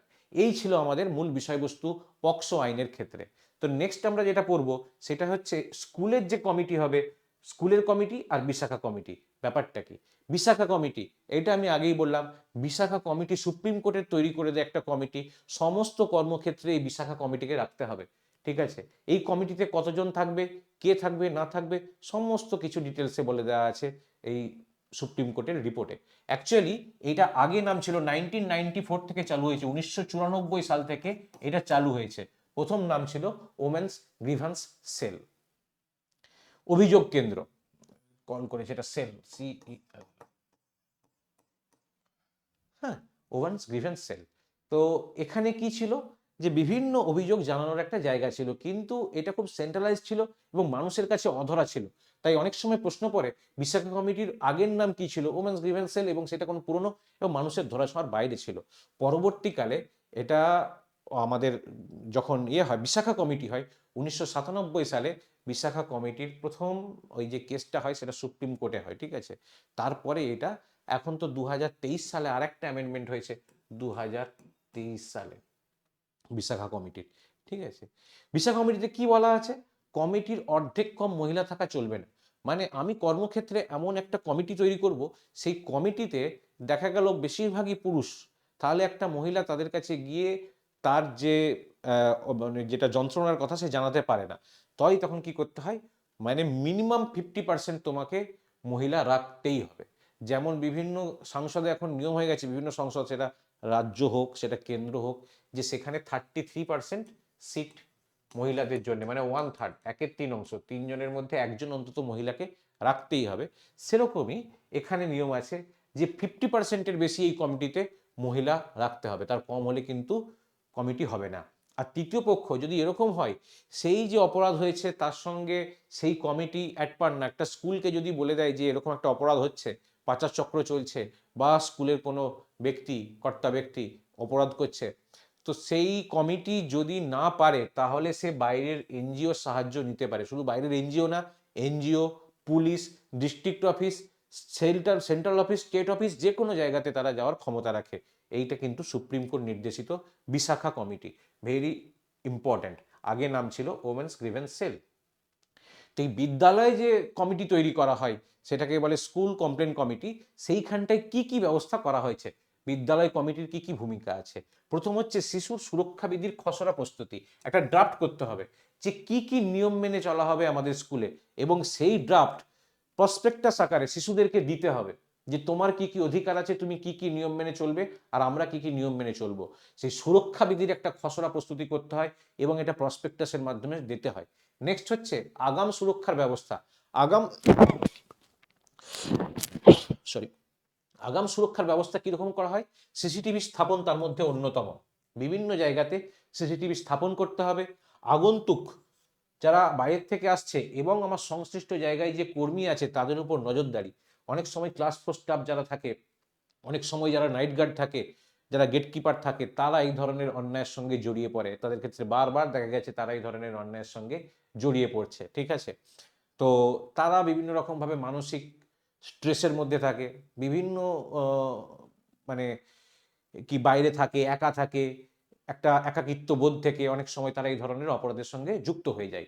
সেইটা কিন্তু একটু দেখে করতে হবে। নেক্সট হচ্ছে শিশুর আসা যাওয়ার সঙ্গে তথ্য যাচাই। শিশুটা কার সঙ্গে আসছে এবং কার সঙ্গে যাচ্ছে তার তথ্যগুলো আমাদেরকে রেখে দিতে হবে।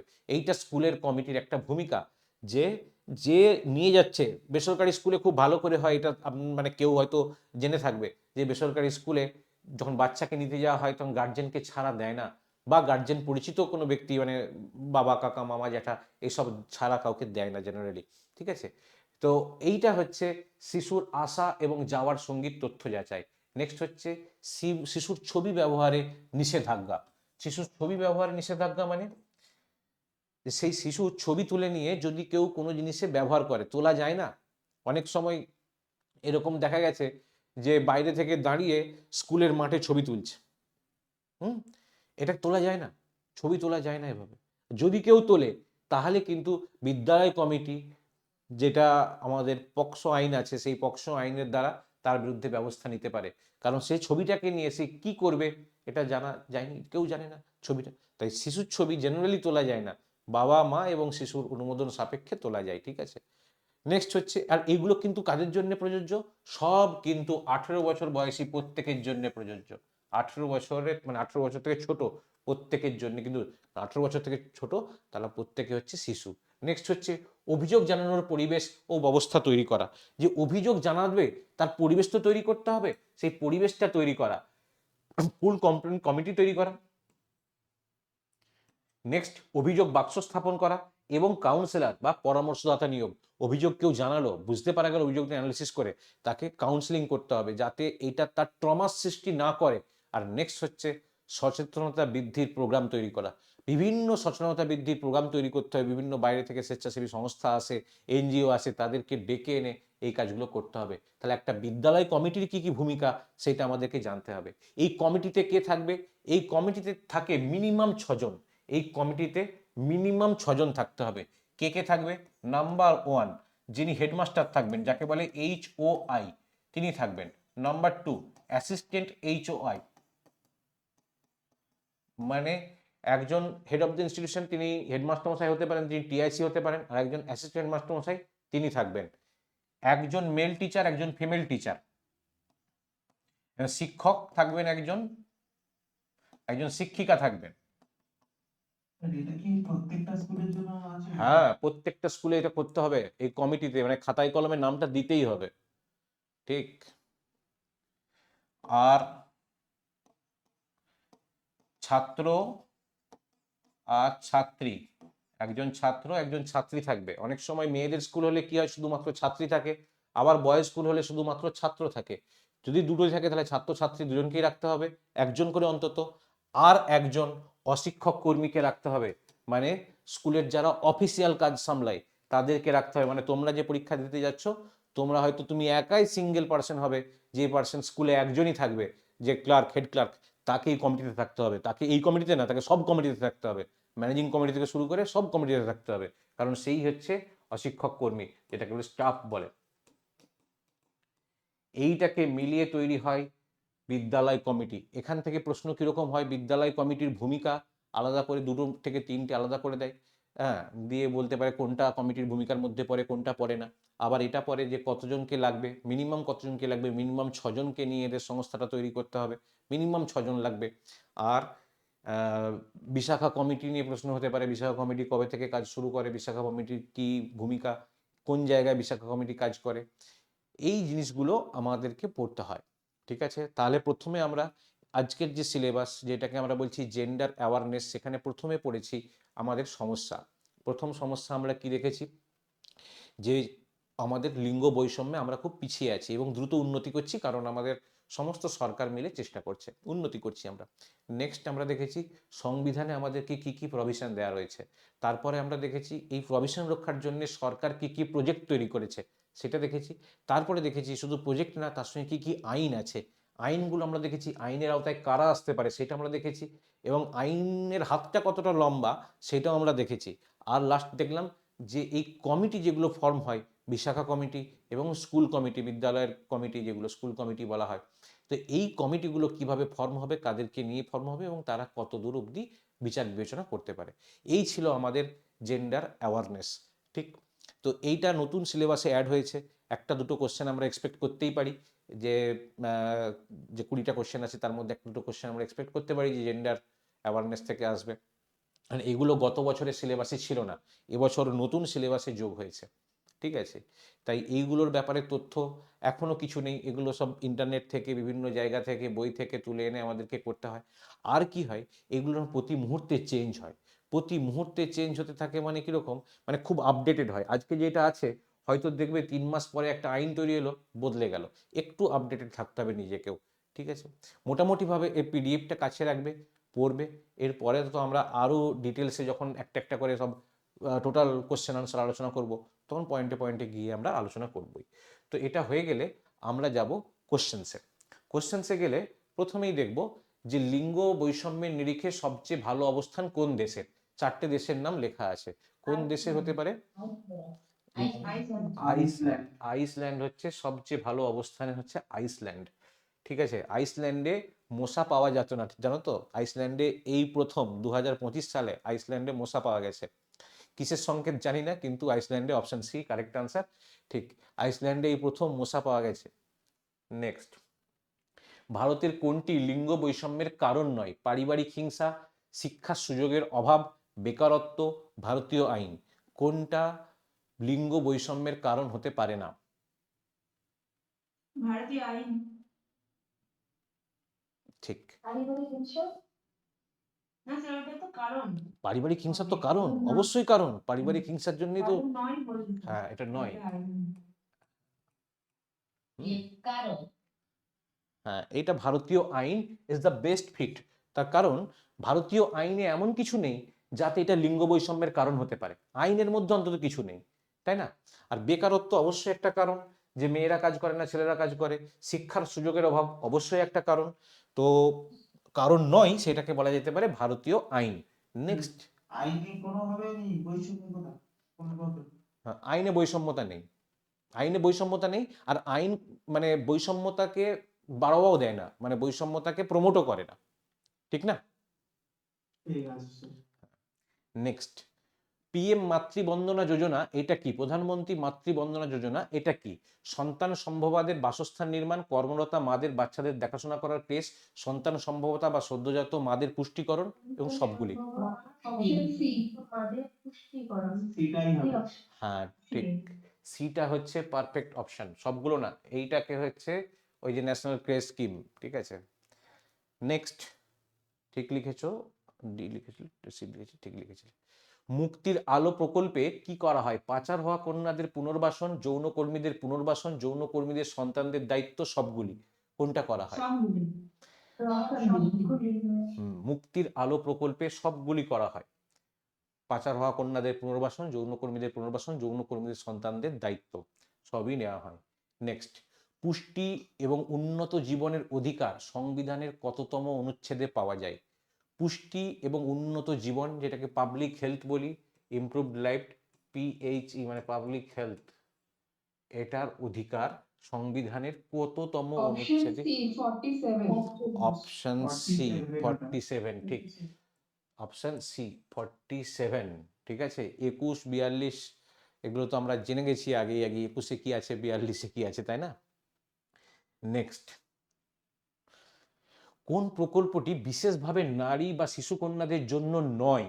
আবার কোন প্রকল্পটি বিশেষভাবে নারী ও শিশু কন্যাদের জন্য নয়? আনন্দধারা, সুকন্যা সমৃদ্ধি, চোখের আলো, রাত্রির সাথী। অপশন চোখ, চোখের আলোটা কি ইংরেজিতে বলুন?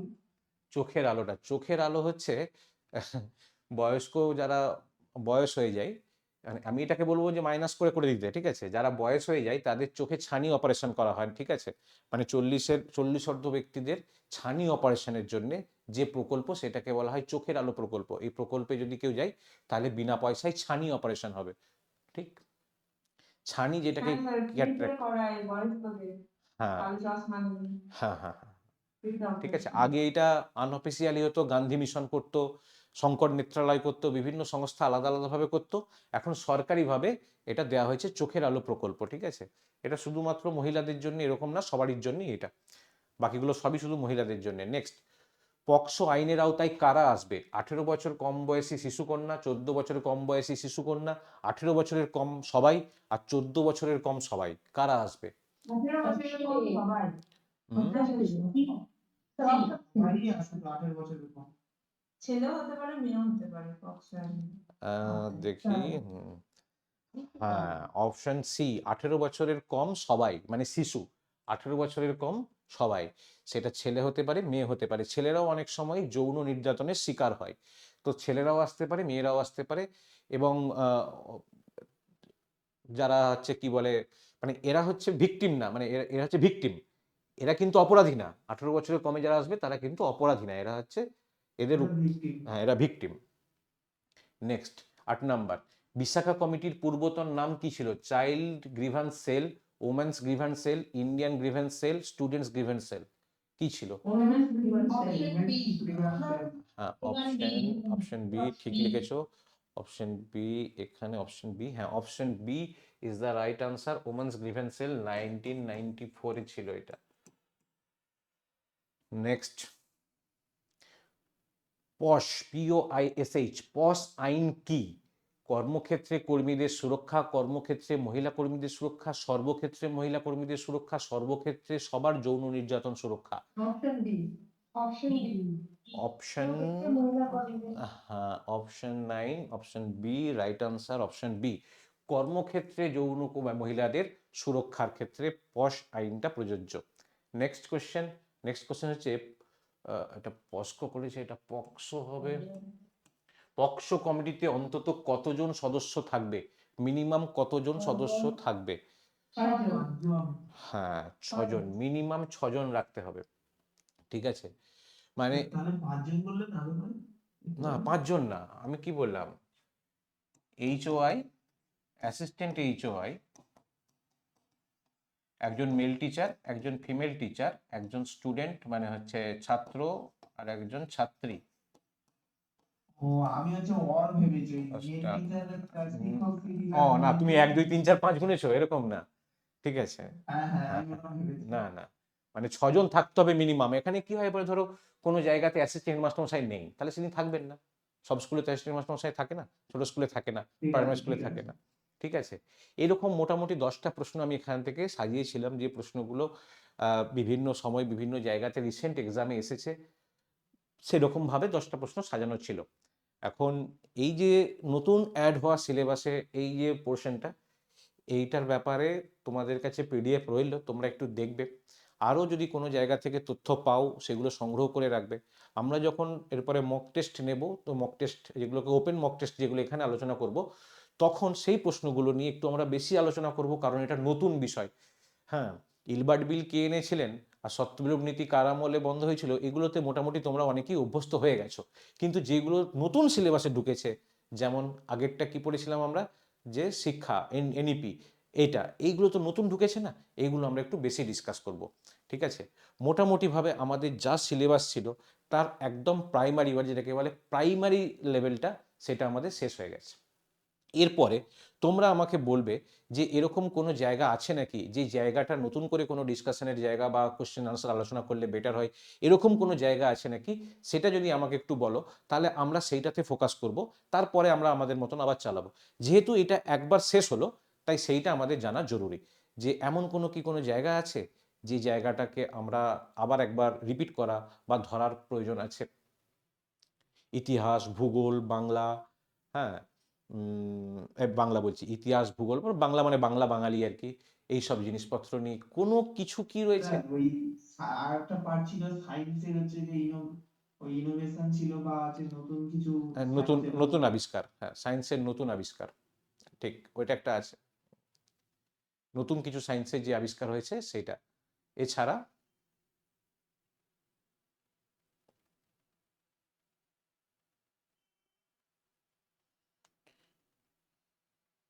আচ্ছা, কি লিখেছো দেখি স্যার, হিস্ট্রি ক্লাসটা যতটা হলো ওর মধ্যে থেকে কমন পাবো। হিস্ট্রি ক্লাস যতটা হয়েছে তার মধ্যে থেকে দেখো, কমন পাবে এই কথাটা আমি এখনই জোর দিয়ে বলবো না, কিন্তু আমি কি বলবো, যে যতটা হয়েছে সেটাই সিলেবাস।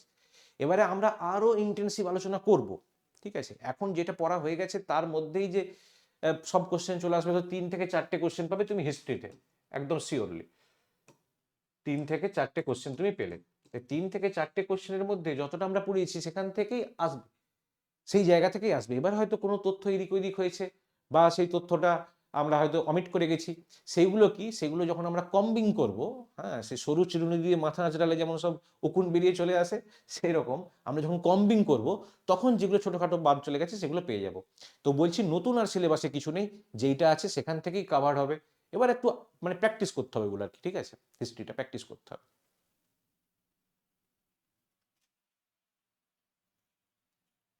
তাহলে সায়েন্সের ব্যাপারটা বলছো আর তেমন কিছু নেই, বাকি আমরা তারপরে আমাদের মতন করে আবার রিপিটেশনে চলে যেতে পারি, তাই তো? মানে যেটাকে আমরা, এই স্পোর্টসটা কি অ্যাচিভমেন্ট গুলো বলেছিলাম না? হ্যাঁ, স্পোর্টস হচ্ছে কারেন্ট ইভেন্ট। স্পোর্টস যেগুলো আছে না সেগুলো কারেন্ট ইভেন্ট। আমরা স্পোর্টসের ব্যাপারে আপগ্রেডেশনগুলো পড়েছি, এশিয়া কাপ পড়েছি, ফুটবলের তো এখন কোনো বড় ইভেন্ট হয়নি। যতগুলো অ্যাথলেটিক্সের খেলা মানে মানে ওই যেগুলোকে আমরা ক্রীড়া বলি অ্যাকচুয়ালি, সেগুলো হয়েছে সেগুলো আমরা দেখেছি। এশিয়া কাপ দেখেছি, মেয়েদের বিশ্বকাপ দেখেছি, এই সমস্ত জিনিসগুলো যেগুলো ছিল সেগুলো ব্যাপারে আমরা টোটাল ইনফরমেশন নিয়েছি, ঠিক আছে? এবং এর শুধু ইনফরমেশনের রিলেটেড ইনফরমেশনও আমরা নিয়েছি। এর বাইরে আমি বলেছি যে কারেন্ট অ্যাফেয়ার্সের মধ্যে যে দুটো আছে, যে দুটো তোমরা বললে খুব ভালো কথা, একজন বললে সায়েন্সের কথা, সৌরভ বললে সায়েন্স এর ইনভেনশনগুলো,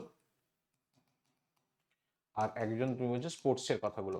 অবশ্যই এই স্পোর্টস আর সায়েন্স এই দুটোই আছে অ্যাকচুয়ালি। আর স্পোর্টস আমার পড়িয়েছিলেন স্যার, হ্যাঁ, স্পোর্টস ইকোনমিক অ্যাফেয়ার, এই তিনটে অ্যাকচুয়ালি, হ্যাঁ economic current affairs. Economic current affairs, এই তিনটে অ্যাকচুয়ালি সিএতে পড়ে, কারেন্ট অ্যাফেয়ার্সের মধ্যে পড়ে, ঠিক আছে? এই তিনখানা ক্লিয়ার। তো আমরা মোটামুটি ভাবে এই তিনটেকেই টাচ করেছি, একবারে টাচ করি না কোনোটাকে এরকম না, কিন্তু যেহেতু এগুলো কারেন্ট ইভেন্ট সেই জন্য একটু একটু আমাদেরকে মানে টাচে থাকতে স্যার হবে। একটা স্যার জিজ্ঞাসা ছিল। বলো। স্যার ওই বলছিলাম আগের দিন আপনার ত্রিভাষা যেটা পড়িয়েছিলেন, হুম। ওটার প্রথম দ্বিতীয় আর তৃতীয় কোনটা কোনটা আরেকবার বলবেন? কারণ একটা কোশ্চেন ছিল আগের দিন দ্বিতীয় ভাষা কোনটা জিজ্ঞাসা করছে ত্রিভাষা সূত্রে। হ্যাঁ, দেখো ত্রিভাষা সূত্রে এনইপি যেটা বলেছে, এনইপিতে প্রথম ভাষা ফার্স্ট ল্যাঙ্গুয়েজ বলছে তার মাতৃভাষা, মাদার ল্যাঙ্গুয়েজ, মাদার টাং আর কি, ঠিক আছে, নিজের যে মাতৃভাষা সেইটা। সেকেন্ড ল্যাঙ্গুয়েজ হিসাবে বলা হচ্ছে, জেনারেলি সেকেন্ড ল্যাঙ্গুয়েজে যাদের মাতৃভাষা অন্য তাদেরকে বলা হচ্ছে হিন্দি পড়তে। থার্ড ল্যাঙ্গুয়েজ হিসাবে বলা হচ্ছে ইংলিশ বা অন্য কোনো ভাষা যেগুলো আছে আলাদা এক্সট্রা, যেগুলো আমাদের ক্লাসিক্যাল ল্যাঙ্গুয়েজ সেরকম টাইপের, যেগুলো সংস্কৃত ফেংস্কৃত এগুলো আছে, এগুলো পড়তে বলা হচ্ছে। এবারে কি এখানে হিন্দির সঙ্গে অপশন দেওয়া রয়েছে, ঠিক, হিন্দির সঙ্গে একটা অপশন দিয়ে রেখেছে। কিরকম অপশন দেওয়া রয়েছে? হিন্দির সঙ্গে অপশন দেওয়া রয়েছে যদি কোনো রিজিওনাল ভাষা আসে সেগুলো, সেটা হচ্ছে কিরকম, সেইটা মানে যাদের ধরো হিন্দি হচ্ছে ফার্স্ট ল্যাঙ্গুয়েজ, ঠিক, এই যে মাদার ল্যাঙ্গুয়েজ যদি হিন্দি, ধরো একটা বিহারের ছেলে ত্রিভাষা সূত্রে, তাহলে হিন্দিটা প্রথম ভাষা হিসেবে শিখবে, ঠিক, মাদার ল্যাঙ্গুয়েজ হিসাবে, তাহলে তার সেকেন্ড ল্যাঙ্গুয়েজ তার হিন্দি হতে পারে না, তার সেকেন্ড ল্যাঙ্গুয়েজে তখন অপশন দেওয়া আছে। কিন্তু যাদের মাতৃভাষা, ভারতীয় স্টুডেন্ট যাদের মাতৃভাষা অন্য মানে বাংলা, তেলেগু, তামিল যেসব, তাদেরকে বলা হচ্ছে সেকেন্ড ল্যাঙ্গুয়েজ হিসাবে হিন্দি পড়তে। বুঝতে পারা গেছে? কিন্তু ওখানে মানে একটা কোশ্চেন দিয়ে দেয়, ওখানে অ্যান্সারে দেখাচ্ছে দ্বিতীয় ভাষা হচ্ছে স্থানীয় ল্যাঙ্গুয়েজ, স্থানীয় ভাষা। না না, দ্বিতীয় ভাষা হচ্ছে, দ্বিতীয় না, তৃতীয় ভাষা হচ্ছে স্থানীয় ভাষা। দ্বিতীয় ভাষা স্থানীয় ভাষা, অ্যান্সারটা দ্বিতীয় ভাষায় কোশ্চেনে ছিল, দ্বিতীয় ভাষা হিসেবে অ্যান্সার দেখাচ্ছে স্থানীয় ভাষা, মানে ভুল দিয়েছে আমরা যেটা দিচ্ছি। আচ্ছা তোমরা দিয়েছো, এটা ভুল দেখাচ্ছে। আমি কি বললাম এটা কথাটা বুঝতে পেরেছো? যদি থাকে আমি চেক করে নিচ্ছি, একবার ওদেরকে বলে চেক করে নিচ্ছি যারা হ্যাঁ এটা ঠিক আছে, করে। বুঝতে পেরেছি স্যার। হ্যাঁ হ্যাঁ হ্যাঁ, স্থানীয় ভাষা হবে কাদের জন্য? যাদের ফার্স্ট ল্যাঙ্গুয়েজ হচ্ছে হিন্দি, ঠিক আছে, কোশ্চেন এটা উল্লেখ করা দরকার যদিও, যে যাদের ফার্স্ট ল্যাঙ্গুয়েজ হিন্দি তাদের ক্ষেত্রে সেকেন্ড ল্যাঙ্গুয়েজটা হচ্ছে হিন্দি ছাড়া অন্য ভাষা, আর যাদের ক্ষেত্রে ফার্স্ট ল্যাঙ্গুয়েজটা হচ্ছে অন্য ভাষা, যেমন বাঙালি যাদের, বাংলার ক্ষেত্রে সেকেন্ড ল্যাঙ্গুয়েজকে বলা হচ্ছে হিন্দি করতে, ঠিক আছে, এই হচ্ছে ব্যাপার। তো ঠিক আছে, চলো এই ছিল ব্যাপার, তোমাদের পয়েন্টগুলো নিলাম। আমি নেক্সট দিন চেষ্টা করব যে এই জায়গার এই পোর্শনের উপরে তোমাদেরকে নেক্সট ক্লাস দিতে। তার মধ্যে স্পোর্টস ইকোনমিক অ্যাফেয়ারটা হয়েছে, সায়েন্সটা কিছুটা বাকি আছে, তিনটেকেই মার্চ করে দেখা যাক যদি কারেন্ট অ্যাফেয়ার্সের কিছু করা যায় তো নেক্সট দিন, ঠিক আছে। তারপরে আমরা একদম ইন্টেন্সিভ যেগুলোকে কোশ্চেন আনসার প্র্যাকটিস সেগুলো করতে শুরু করব, তাহলে দেখবে তোমাদের প্রিপারেশনটা অনেকটা হয়ে যাচ্ছে, নিজেরাও বুঝতে পারবে নিজেকে জাজ করে করে, যে 25টা কি 30টা যখন কোশ্চেন আমরা আলোচনা করবো না, এবং পয়েন্টে পয়েন্টে বুঝতে পারবে, আবার মনে পড়ে যাবে যে কোন জায়গাটায় কি পড়েছিলে, ঠিক আছে, এটাই প্রিপারেশনের নিয়ম। ওকে, ঠিক আছে, বাই, চল, হ্যাঁ স্যার ঠিক আছে। ঠিক আছে।